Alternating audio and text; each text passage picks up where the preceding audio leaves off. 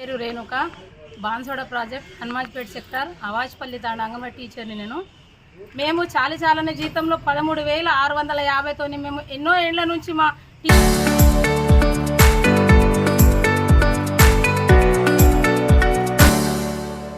Teachers 50 రూపాయలతో ఉద్యోగంలో చేరిరు. దాని తర్వాత కూడా మేము చాలా ఇబ్బందులు పడుతున్నాము. మా ప్రాబ్లం సాల్వ్ చేసుకోవడానికి ఈ రోజు నుంచి అసెంబ్లీ సమావేశాలు జరుగుతున్నాయి కాబట్టి మా బాధ, మా వేదన మేము ప్రభుత్వానికి తెలియజెప్పాలని చెప్పేసి ఈరోజు మేము ధర్నా చేయడానికి ఇందిరా పార్క్కి ముట్టడికి ఈరోజు వెళ్ళడానికి మేము సిద్ధమయ్యాము రాష్ట్ర వ్యాప్తంగా. అయినా కూడా మమ్మల్ని అక్కడెక్కడ పొద్దున 4 గంటల నుంచి మమ్మల్ని అక్రమంగా పోలీసు వాళ్ళు అరెస్ట్ చేస్తున్నారు. అసలు ఈ అరెస్ట్ చేయడం వల్ల మేము చేసే ప్రయోగాలు, మేము చేసే ధర్నాలు, సమ్మెలు మేము ఎక్కడ అనేది ఆపము. ఆల్రెడీ మేము ఇక్కడ పోలీస్ స్టేషన్లో ఉన్న కొన్ని వేల మంది ఇందిరా పార్కులో ఉన్నారు. మమ్మల్ని ఎవరు ఆపలేరు. మేము ఆదిశక్తిగా రాత్రే వెళ్ళిపోయే అంగన్వాడీ టీచర్లం. మేము మా అంగన్వాడీ టీచర్లతో పెట్టుకోవద్దు. ఇంతకుముందు చంద్రబాబు నాయుడు పీరియడ్లో పెట్టుకుంటే ఆయన గుర్రాలతోని మమ్మల్ని సవారీ చేపించి మమ్మల్ని తొక్కిపిస్తే ఆయన ఎన్నో ఏళ్ళు ఉండలేడు, ఇంట్లో మూసుకొని కూర్చున్నాడు. ఇలా ఈ ప్రభుత్వానికి ఈ అంగన్వాడీ టీచర్లు బుద్ధి చెప్తాము. మా సమస్యలు లేదు అని అంటే మేనిఫెస్టోలో పెట్టిన 18,000 కనీస వేతనం మమ్మల్ని గెలిపించండి తల్లి, అంగన్వాడీ టీచర్లు మీరే ఆదిపరాశక్తులు, మీ మూలంగానే మాకు ఓట్లు పడతాయని చెప్పేసి మమ్మల్ని వేడుకున్నారు, వచ్చి కాలు పట్టుకున్నారు. మమ్మల్ని డబుల్ బెడ్రూమ్ ఇస్తాము, మిమ్మల్ని 18,000 చేస్తాము అని చెప్పేసి మమ్మల్ని ఒప్పించి మాతో ఓట్లు వేయించుకొని ఈరోజు వెట్టి చాకిరీ చేయిస్తున్నారు. ఈ వెట్టి చాకిరీ మేము ఎంతకైనా చేయడానికి మేము సిద్ధంగా ఉన్నాము.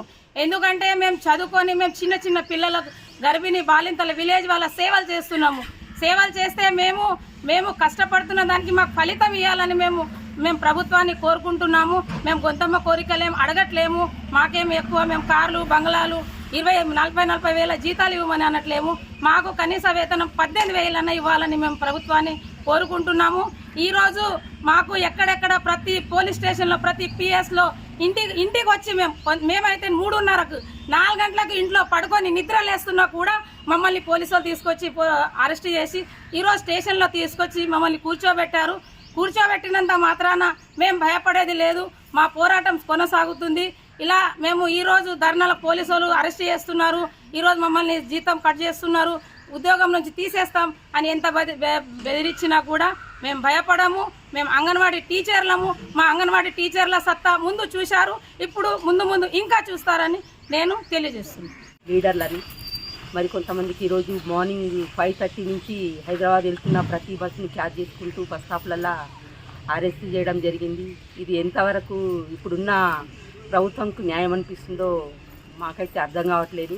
మేము వస్తే కంపల్సరీ మీ కోరికలన్నీ నెరవేరుస్తామమ్మా. మీ న్యాయమైన కోరికలు మీరు మమ్మల్ని చూడండి, మమ్మల్ని గెలిపించండి అని హామీలు ఇచ్చిన సీతక్క ఈరోజు నిద్రపోతున్నట్టుంది.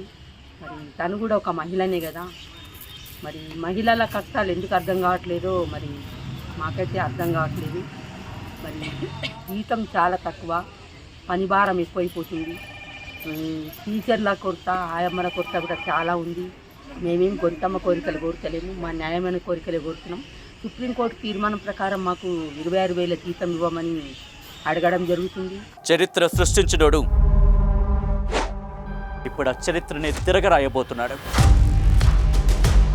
అబద్ధాల గోడల్ని బద్దలు కొట్టి నిజాలను రాగా మీ ముందుంచబోతున్నాడు.